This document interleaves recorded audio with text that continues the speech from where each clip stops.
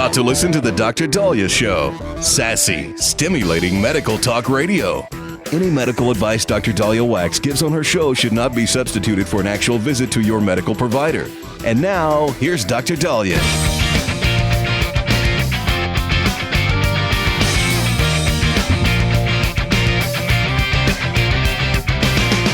All right, we are back on the Dr. Daliah Show. Thank you all for tuning in. 1-877-DOC-DALI, 1-877-DOC-DALI. So because it's Valentine's Day, it's very interesting how we talked about how expensive it is. We talked about how single people are miserable as well as people who are dating are miserable because of, all the pressure.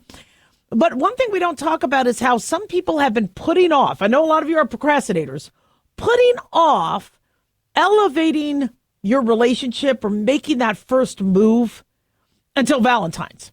You know how New Year's resolutions is like, let's just put this off so nobody bugs me during Thanksgiving and Christmas. It's a New Year's resolution.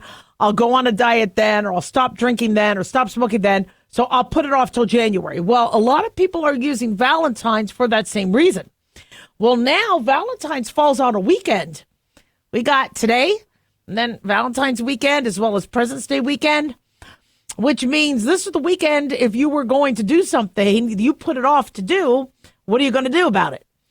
And showing love is not easy. Nobody wants to let it hang out there where you're like, I love you, and then they don't answer back. I think on Friends, who was it? Emily said, thank you. He's like, I said, I love you. She said, thank you. It's crushing. Nobody wants to put it out there going, I love you. I love you. So one piece of advice I always give is then don't use love at first.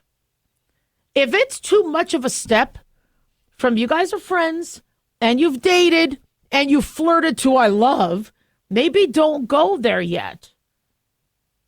Maybe say, slowly go into that conversation where, I thought of something you said and it just made me laugh. In fact, now when I think about you, I just smile. It makes me smile. I feel good thinking about you. That's a good start. When you love somebody, what do you feel? I mean, love is such an overused word. I was excited that you called. Or all week long, I couldn't wait for our date. I mean, it was my happy place all week, because I was sitting there at work, or I couldn't concentrate at work because I was thinking about getting to see you again. Start with those. And then if she or he or whoever answers back, I do that too. I think about you all the time. Or I'm on the road. I don't want to say that, not to be mushy, but I'm listening to the song. And the song reminded of you. And, I was like, wow, the song finally made sense because I was thinking about you. Yeah, I think about you all the time. Yeah, well, then you could, go, I adore you, or I'm devoted, or you can I think I might be falling in love. Yeah, and I remember my husband did that same thing. He didn't know how to say it, so he starts to go in a roundabout way, and I'm like, I love you too. He's like, oh, good, because I love you too. Yeah, and so I understand it could be awkward, but what you can do is if you don't want to use that word, but you want to test the waters, because we all want to test the waters, because we never know if we're in the friend zone. We never know if we're, more into the relationship than they are, or we're more into them than they are to us. So you could test the waters. Yeah. And you could say, I just want to tell you, I was, really excited about that. Doesn't mean you're in love with them. That doesn't mean you want to marry them. It doesn't mean you want to have their baby. You could just say you were really excited that you were going to get to see them again. Or you were so happy that they called. Or that, and you could be honest about that. Now, don't get too detailed about fantasies and things like that, but you don't want to scare them. But, you could dive into that. So now, okay, let's say you don't want to do the love part, but you want to kiss. How do you do the perfect first kiss? And I got to tell you, I have had some bad kisses where I was in a kiss and it did not go well. So hold on a second. Let me pull this up. All right, because I actually wrote this down. This is on my Facebook, and it's on my Facebook, and it's on my how to give the perfect first kiss. So the first thing I always recommend you do is start by not kissing. Yeah, the first, don't just go right in to the lips. Touch their hair, stroke their cheek. Start with a hug. All right. The best part of a kiss is to begin by not kissing. That's the biggest mistake. And you could kind of get an idea if they're going to pull away or if they, because you want the recipient to kind of mentally prepare. And also with a lot of kisses, there's also that emotional part. So, when somebody starts to kind of slobber and, and I've been kind of forcibly kissed and it was, no. Yeah, there's some romance to it. Make eye contact. Don't be looking the other way because I know it's scary, but make eye contact, I do not look at them while kissing. That is freaky. When you're opening your eyes and then you see their eyes, that just freaks you out. But you want to solidify a commitment, even if it's just a few seconds, having that eye contact. Slowly introduce your hands. No boobies, no butt, but you could brush, their neck, their cheek. You could hold their neck. You could hold them around the waist. You could gently touch their lip. And when you do bring your head in, I do like the idea of very gently touching the neck. You don't want them to feel forced. But when you hold their neck, it allows them to kind of mentally, not like this, kind of parallel, just gently so that you can aim, you could let them prepare, get into it. And then this is the best kiss. This is the best thing to do. Don't just go right into the kiss. Lean your head into them. Maybe just kind of, brush lightly near their lips. And many times they will go right up into and then kiss you. And then you just, it's crazy. It's hard to say on air, but, and open your lips slightly, no tongue. Remember, no tongue. First kiss should be very smooth. 1-877 Doc Daliah, don't go away.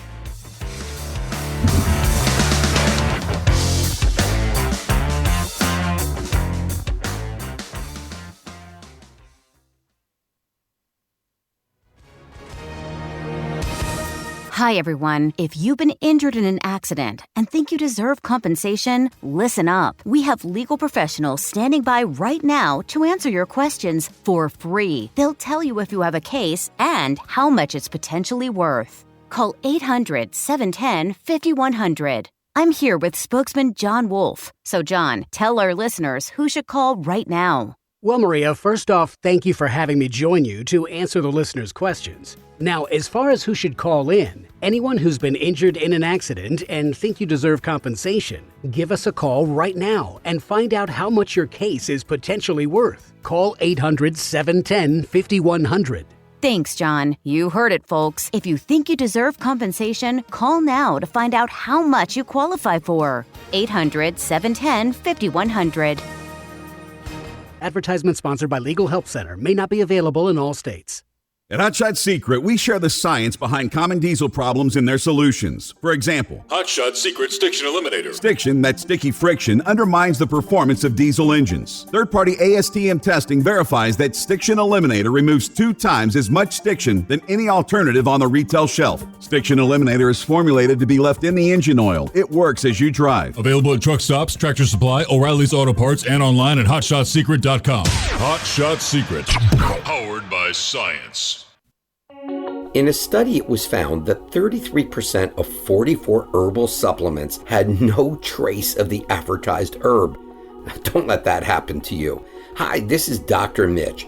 If you want to ensure quality, please go to TotalWellness.com. Supplements made for physicians only now available to you too. TotalWellness.com, helping you to look good, feel good, and enjoy total wellness.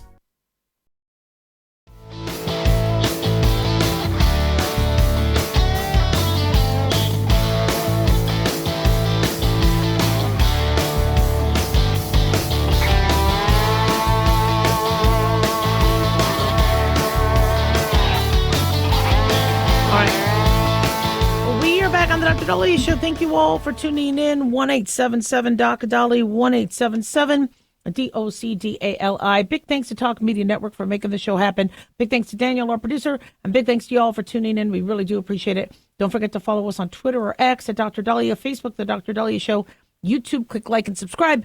And if you miss any of our shows, go to drdaliah.com. So we are being told that there is a growing list of veterans who served in the Nevada desert in an area which we know as Area 51, who are now suffering from some serious medical issues. I believe it's News Nation has reported that veterans are developing tumors, deadly cancers, and serious health issues. A group of Area 51 veterans spoke to News Nation's Natasha Zuvs, saying they are unable to get the care and benefits they need because the Department of Defense refuses to acknowledge that they were ever stationed in the desert. This is being reported by News Nation. That's pretty scary stuff. Now, Dave Crete adds another name to this list, according to News Nation. He says he is discovering this group has more in common than their years of service together years ago. Many are developing serious health issues, multiple tumors, and in many cases, deadly cancers. So, in 2016, at a reunion barbecue at Crete's Las Vegas home, I believe the Air Force buddies were reminiscing because they were, I guess they worked about 3 decades ago. They served in the mid-'80s, early 90s. And then veteran Randy Grove suddenly brought up the subject of tumors. And he said, we're just sitting around drinking beers. You guys, I got this lump on my back. Does anybody else have that? Dave goes, yeah, I had a big one cut out. So Dave Crete said, in fact, developing more than 200 lipomas on the body, ranging from his forehead to his arms to his torso. One grew so large that it had to be excised from his back. Now, lipomas are fatty tumors. The majority of them are benign, but some of them could be deadly, like a liposarcoma. He said he had one removed the size of a grapefruit. The veterans discovered that out of the 8 men sitting around that circle, 6 of them had developed tumors. The 7th man said, I don't have any, but my son was born with one. So anecdotally, which is when we don't have scientists researching it, but people are coming up saying, hey, there's something here. That to me is significant enough for people to look at. Now, they said where they were stationed, all right, because there was one common denominator. There was the Nevada Test and Training Range. It's an area encompassing the infamous Area 51. This remote site is known for its nuclear testing since the 1950s, both underground and atmospheric, hosted highly classified military operations. Now, the veterans still can't talk about a lot of their work because it's classified, but the one declassified mission they can now disclose involves guarding the F-117 Nighthawk, America's first stealth bomber. They said the full scope of their work will likely never be known to the public, but Crete says he takes refuge in a conversation that he had with the late Senator John McCain. He said, we never talked about what I had done, but I knew he knew. He was on the Senate Armed Services Committee, so he knew. And he came up to me and says, your unit ended the Cold War. If you ever wanted a validation that what you did was important, that's about it. So now what's going on? Veteran Mike Nemsick had very similar tumors. He had 4 bouts of cancer, throat, salivary gland, bladder, colon. And that all started when he was only 38 years old. So if any of you have served in an area, and this is what kills me. You know, people wonder why recruitment is down. It's because people think that the military or the Department of Defense will not have their back. Now, I don't know if Pete Hegseth is aware of this or not, but it sounds like they've needed care and they've needed somebody to look into this, and it hasn't happened. So hopefully now that Pete Hegseth is Defense Secretary, it will. But what do you do if you are on a classified mission, if you are off the grid, and then you need the Veterans Association and the Veterans Administration is supposed to be helping you with that. That's what the VA system is for. A lot of veterans have been working on classified missions or have been in areas that aren't supposed to be public, but they should be getting the care they need. The problem is, the VA, when you're a doctor, when you're working on their tumors and all that, you aren't the one that researches the epidemiology of it. But if the common denominator is they all served in a similar area, just like remember the Persian Gulf War and the rashes and then when you look at Vietnam and Agent Orange, there is no doubt that individuals got exposed to things that they should have never been exposed to. And hearing that many of these individuals are still struggling, no, we need to do better. Hundreds of nuclear weapons tests were conducted in the area from the 1950s to the early 1990s. In the 1970s, the government began exploring the idea of building a military installation there to house classified projects. They say a 1975 environmental report from the U.S. Energy Research and Development Administration acknowledges nuclear contamination. There was depleted uranium, beryllium, and plutonium present before the men and women were sent by the government to the range. But the report said if we discontinue the work being done, it would be against the national interest. Oh, I would be furious. I would be fuming. And sadly, we've watched all the movies with World War II and all that. When there's a mission, sadly, our military has been treated as expendable lives, and they weren't. Nobody should have died. It happened. We were involved in wars, but for tests, it's frightening to see what happened. And now, these individuals need support. They need care. They need somebody getting to the bottom. The epidemiological aspect of it is important. If these are radiation-caused tumors and they are at risk for new ones, then they need to be on much more surveillance and have more eyes on them. And they need higher levels of care and screening than they might be getting.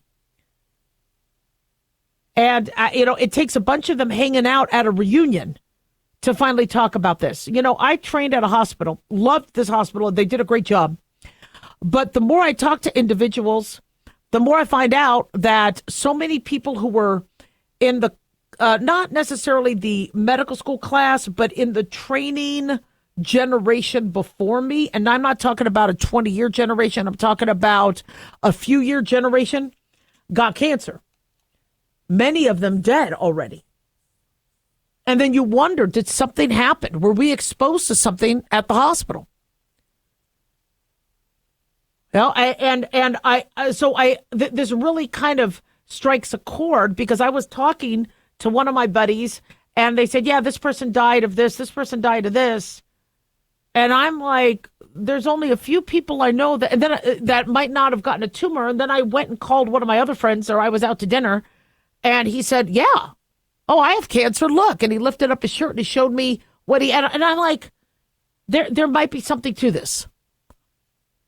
But anecdotal information doesn't go that far. Sometimes it does.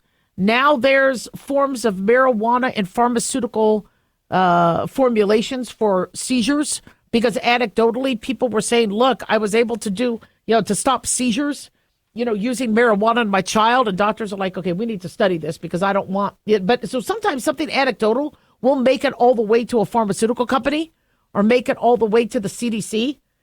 But we don't have a lot of time. And if individuals were exposed to something, they need to know. RFK Jr., people, think is controversial and some don't like him. But I got to tell you, he is 1,000% correct on consumers knowing what they're exposed to, what they're eating, what's in their food, what's in their vaccine.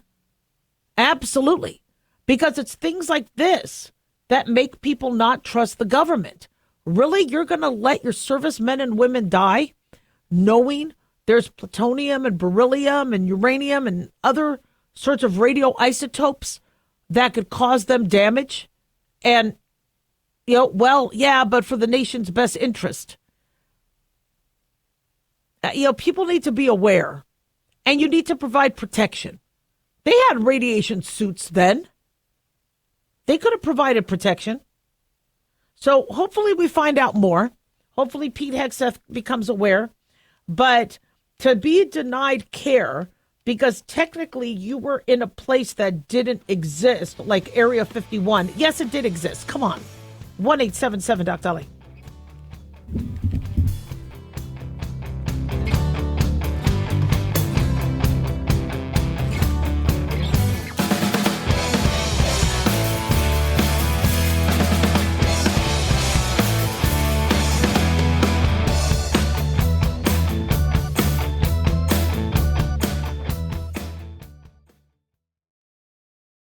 Hi guys, Dr. Daliah here. Addictions can sneak up on us and come in many forms, whether it's drugs, alcohol, sex, video games, porn, or something less obvious such as food, internet, or shopping. Addiction can seem innocent at first and then evolve into an insurmountable evil. In our book, Addiction Basics, Caitlin Kalikas and I dive into the common addictions and provide tips for identifying and preventing these before they sneak in and take over our lives. Addiction Basics can be found on Amazon or my website, drdaliah.com. Check it out.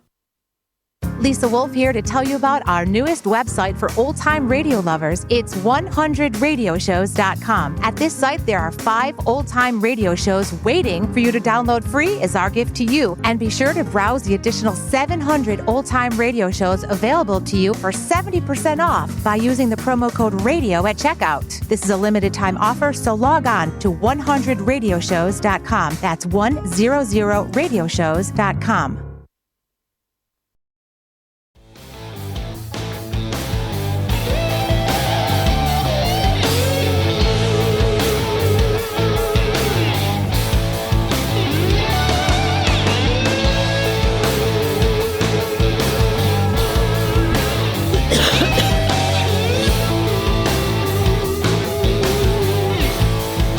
We are back on the Dr. Daliah Show. Thank you all for tuning in. 1-877 Doc Dali, 1-877 DOCDALI. So didn't the previous administration want us to not have gas stoves and to go electric? And my stove is gas. It cooks better. I could use it when there's a power outage. My house is a new house. New for 10 years old, but maybe 11 years old now. But it's gas. I remember in the 80s when electric came out. It was cool, I guess. But when the power went out, you couldn't cook. Well, LG has recalled 500,000 electric range ovens due to a fire hazard that has caused extensive property damage, minor injuries, and have killed several pets. Now, LG, according to Daily Mail, is based in Korea, and they recalled 22 models of its slide-in and freestanding electric ranges after finding the front-mounted knobs can be accidentally activated by humans or pets. Dogs, if you have a big dog, they want to know what's in the eats, what they're smelling in the pot. So they'll put their paws on it and could very easily switch it. So I have a gas stove, but the knobs are parallel. They're on top of the counter. They're not on the side. So they're harder to turn on. But again, mine's gas. The Consumer Product Safety Commission has received at least 86 reports of unintentional activation, which has caused more than 28 fires. They said at least 5 fires caused extensive property damage, totaling $340,000. At least 8 minor injuries have been reported, including burns, and there have been reports of 3 fires involving pet deaths. So the ovens were sold from 2015 through January 2025 at Best Buy, Costco, the Home Depot, Lowe's, and other appliance stores nationwide. The Consumer Consumer Product Safety Commission is urging owners of the faulty ovens to contact LG to request a free warning sticker and instructions on using the control lock or lockout feature. They're beautiful ovens and stoves, but the knobs are at a level that kids could touch. I'm not sure why they were made that way. Now, consumers are cautioned to keep children and pets away from the knobs, but if you've ever had a kid or a pet, you need a little bit more fail-safes in place. So the recall was announced February 6th and includes ranges manufactured in Korea, Mexico. And LG is not refunding. They're just giving stickers out, from what I understand. Samsung issued a recall last August for 1.1 million electric range ovens for fire hazards. At least 18 of the fires caused major property damage and 7 killed pets. Samsung warned that fires can be caused by pets or humans knocking into the knobs that control the stovetops. So we have a dishwasher, and the dishwasher is on an island opposite, not really an island, I should say, but on the part of the kitchen where your butt can back up into the stove. And so I've hit buttons with my butt in previous apartments I've been in, but with my house, luckily. Yeah, I guess in June, a dog in Colorado jumped onto the ranges and started pawing at the controls and then ignited fires. So be aware.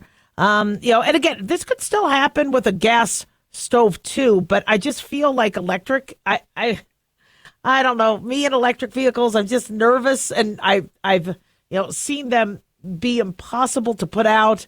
So it's definitely a concern. 1-877 Dolly 1-877 DOCDALI. So there are 3 U.S. volcanoes that are having higher threat levels due to possible eruptions. Scientists are on high alert. The U.S. Geological Survey has placed Alaska's Great Sitkin on watch because it is exhibiting heightened or escalating unrest, and the state's Mount Spur is under an advisory after showing signs of unrest. Lava began erupting slowly in the summit crater of Great Sitkin volcano this week, and small earthquakes were detected over the past day. Mount Spur is located in the Tordrillo Mountains, about 80 miles from Anchorage, and they have also experienced an uptick in seismic activity over the last 10 months. Scientists say there's a 50-50 chance, so coin toss, of erupting soon. Now, Hawaii's Kilauea is also under watch after erupting earlier this week for its 9th episode of activity since December 23. The volcano released a massive stream of lava on Tuesday, shooting more than 300 feet into the air. Well, then it's already erupting. Then if it's on watch, it's already erupting. But it's located inside the secluded Hawaii Volcanoes National Park on the Big Island. Its latest eruption produced gas, ash, wind-blown shards of volcanic glass that can be obviously hazardous to human health. Yeah, I remember I think it was 2009, 2010. There was the volcano that was just pouring lava into the ocean. And our friend had a plane and took us over to that island from Maui to watch and see the volcano, and you see the lava just pour off the mountain with such force, going into the water, and the plume of smoke. It was a sight to see. We definitely want it to flow away from humans, but these are things that are obviously concerning the USGS. As of Friday morning, the volcano's activity had settled, but experts say it's likely to erupt again in the next 3 to 6 days. Yeah, volcanoes are exciting. They're exquisite. People love watching these things, but they're dangerous. And there's a lot of looky-loos that want to go and watch. And wasn't this in, was it New Zealand? Where this was about a year or two ago, where there were people on a crater, and then all of a sudden the volcano erupted and killed a bunch of them. So yeah, please be careful. Not a very safe time as it appears. 1-877-DOC-DOLLY, 1-877-DOC-DALI. So there's a study that is looking at the containers we eat from. And researchers in China say if we eat from plastic containers like Tupperware, that could cause inflammation in the gut, and that could affect our heart and increase our risk of heart failure. Now, heart failure kills about 500,000 of us each year, and those are the ones that are diagnosed. I'm sure there are other cases that may never get. There are a lot of people now not seeing the doctor, and they're kind of staying home.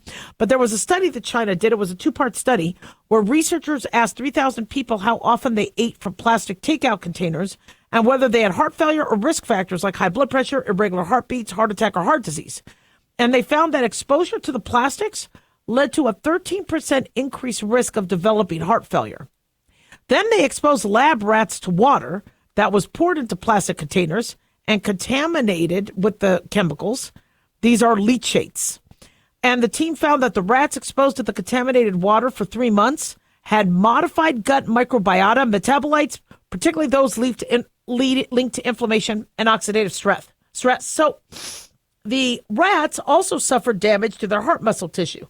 So researchers think that what the gut was exposed to ended up getting into the bloodstream and then moving to the heart. Now, a lot of us eat takeout. I mean, remember what happened with COVID? Everything had to be in plastic and disposable and styrofoam. I like to transfer my food to a ceramic dish. And if I heat it up, I don't like to heat things in plastic or heat things in styrofoam. I've seen these containers melt, and I'm like, what am I subjecting my food to? So as soon as you could get that food home, take it out of the container or bring your own container. Now, I understand glass containers are more expensive, but we seem to have less issues with glass. Just a thought. 1-877 Doc Daliah.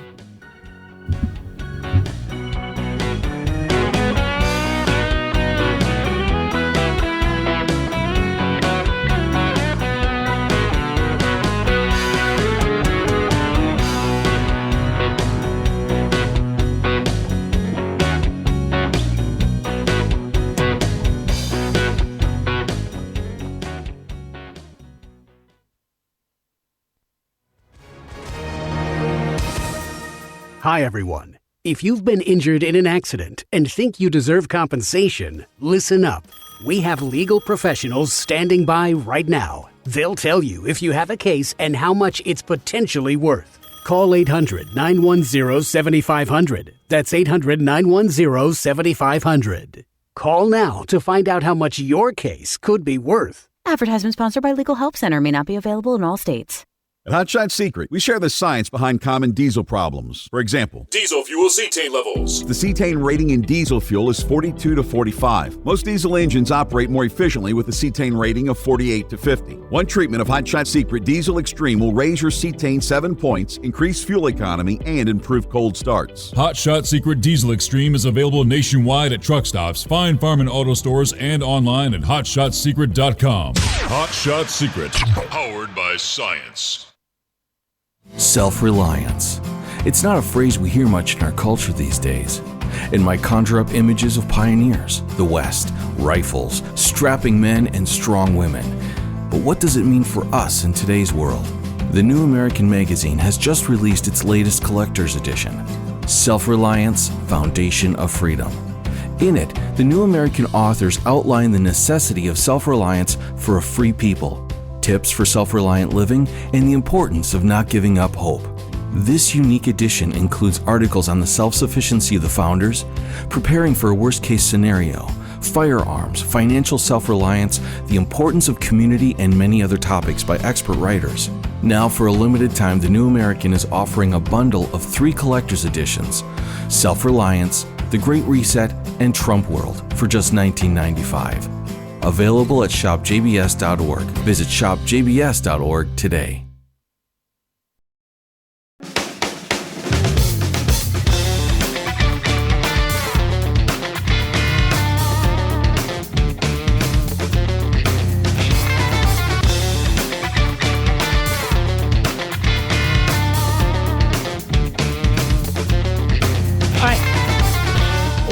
Back on the Dr. Daliah Show. Thank you all for tuning in. 1-877 Doc Dali, 1-877 DOCDALI. So some of you this Valentine's weekend are going to be celebrating it with your spouse or with your partner. Some of you are going to be single. Some of you are going to be watching Netflix. I will. I'm going to be catching up on some shows on Netflix. I'm married, but yeah, it's a weekend. I have to work. I got things to do. I don't want to spend a lot of money, but we'll go out to dinner. Some of you are going to be hanging out with friends. But there are apparently a very small number of the population that is going to be celebrating Valentine's with an object, an inanimate object. Now, I remember, I don't remember, I was a little too young for this, but there was like the pet rock, and there was this big craze where people had a pet rock that I guess was decorated with googly eyes or something. And I get that little kids, may have a doll that they hang out with, or people at their office. Gosh, my thing is, people at their office on their desk may have like a little something, or like they'll name the stapler and they'll decorate the stapler, or like Jaws, your little staple remover. You'll call it Jaws, and you might decorate it. When I had a kidney stone, I had to drink more water. I had a kidney stone when I was 19. It's because I wouldn't drink water. So my doctor said, water's your best friend. So I was like, okay. So I had a water bottle, and I put some googly eyes on it, and some little streamers, foil streamers to make it look like hair, a big smile face. I called it Scooby. And I would just take Scooby around and drink. That was my water bottle to remind me to drink water. And then I went on a hike in Zion, and I took Scooby with me, and then I put Scooby on the rock, and I took pictures of Scooby. And okay, I get it. People have fun. But this is another level. We're being told by female or Daily Mail, or Mail Online, that there are people who are married and celebrating Valentine's Day seriously with an object. And so let's look into this. So there's somebody who apparently has married a rag doll. By the way, this term is called objectophilia. Philia means a love or an attraction to. Object is object. There's necrophilia, where some people are attracted to dead people or a corpse. There's coprophilia, where people are attracted to poop. Now, there's a lot of different philias out there. You could just be in a library for years studying all these different things that people are attracted to. But objectophilia is somebody that has a sexual or romantic attraction or relationship with a object. Now, some of you may say, well, there's marital aids and things like that. This is different. This is a little different. So apparently somebody is married to a rag doll, and you see her with this rag doll in a wedding dress. You see her with the rag doll in a bathtub, and she's Brazilian. She celebrated her third wedding anniversary. It's a life-size rag doll she calls Marcello. And she's 39 years old. She has 3 children with Marcello. They're rag doll children. And I guess it's a family. And I guess this went viral because she announced that the pair were expecting their 4th child together. Now, you would think it's a joke, but I think she's serious about it. She dressed this doll in men's clothes, and then you have another woman who apparently is married to a roller coaster. I guess Gael Engel fell in love with a roller coaster called Gravity after visiting Fort au Plaisir in Bordeaux, France. She had been in a 7-year relationship with a roller coaster named Skyscream, located in Germany. She had to move on from her previous lover because she was banned access from the theme park. She says she has a son with the roller coaster called Cybernetic, and she labels herself an objectophile. She says, Gravity helps me forget my daily worries. That's her roller coaster husband's name. When I'm with him, I feel like I'm a new woman who finally lives again. And then there's another woman who has a very intimate relationship with a plane. She fell in love with the Boeing 737 after failing to have relationships with humans. So the 25-year-old traveled 30 times so this plane could spend some time together with her. There's another person who has balloons, and they sleep with the balloons. Now, the balloons, don't they pop? So I don't know how long that relationship lasts. But there's a man who actually has balloons that he kisses in the morning. Now, I know some of you guys are like, what the heck is going on here? But, my show is to report what's out there. And I think these individuals need some help. They obviously aren't getting intimacy. Why would somebody do this? Why would somebody be an objectophile? Well, it could be that they've been hurt by animated relationships, human relationships, that they never want to have the rejection. Now, I know a lot of you are saying, well, this is rare. This is not something that is even newsworthy. Well, I don't know if you guys have been watching the sex robot industry, but that's huge. And there have been tech giants saying that people are going to be having these in their homes as common as microwaves. We talked about that on the show years ago, how there are individuals who are in love with their sex robot. And so I think because of all the isolation and because of the way society has been in terms of being anti-human and anti-hooking up and anti-marrying and anti-kids and everything else, that individuals are starting to mentally prepare themselves for lives with objects. I've heard people tell me it would be so cool if I had a Jarvis. Like Iron Man did, where whatever he asks for, Jarvis gives electronically or technologically. And it would be cool, but I don't be falling in love with Jarvis. This is, and I think people want their tech or their inanimate buddy. That's always there. We'll never reject them. And they have delusions of this being a two-way street with that relationship. And I'm worried that this is going to be a lot more common as people are starting to opt for more, single sort of relationships.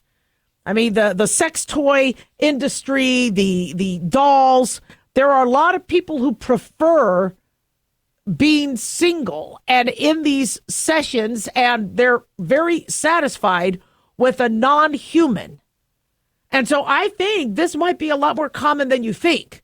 And don't worry if you had a pet rock. Don't worry if you had a Scooby. We all understand, or a little Jaws staple remover thing that you call. We're not talking about that. We're talking about people who are choosing to be with inanimate objects and preferring them, feeling they are more satisfied and more loved by something that's not alive. Is this what society has come to? Where you don't get love, you get hurt so much that you'd rather be... Who's going to take care of you? How does this rag doll take care of you when you're sick? How do you have children? How do you... But apparently it's a thing. 1-877 Dr. Daliah.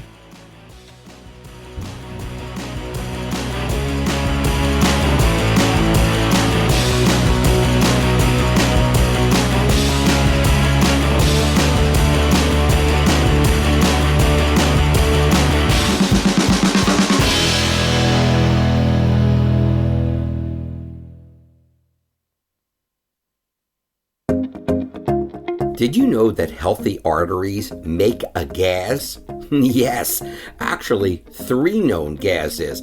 Hi, I'm Dr. Mitch, and nitric oxide is a gas that's readily made all day long to keep our arteries open by relaxing the blood vessel walls. By doing this, our circulation is increased, bringing blood, oxygen, and nutrients to every part of your body. Both age and poor diet can lead to a loss of this precious gas, and in turn, blood pressure can go up, energy can go down, and you can get tingling in your hands and feet. Well, our product, Ultimate Nitric Oxide, can easily help fix this lack of nitric oxide. Go to TotalWellness.com. That's TotalWellness.com, where we are helping you to look good, feel good, and enjoy total wellness.